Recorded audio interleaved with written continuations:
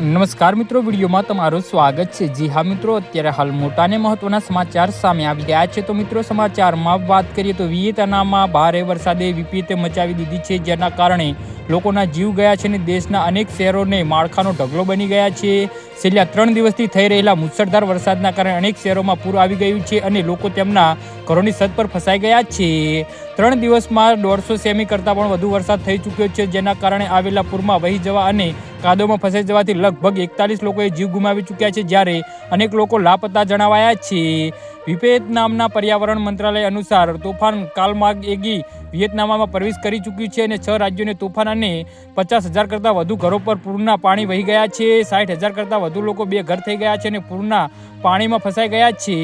જી હા મિત્રો, સમુદ્ર કિનારા માટે પર્યટકોને પ્રખ્યાત નાહરડાગ શહેર પૂરના પાણીમાં ડૂબી ગયું છે। 10,000 હેક્ટર કરતાં વધુ વિસ્તારમાં ઊભી ધાન પાક પણ બગડી ગયો છે। લોકોને પાલતુ પશુઓ અને મરઘાઓ પણ વહી ગયા છે।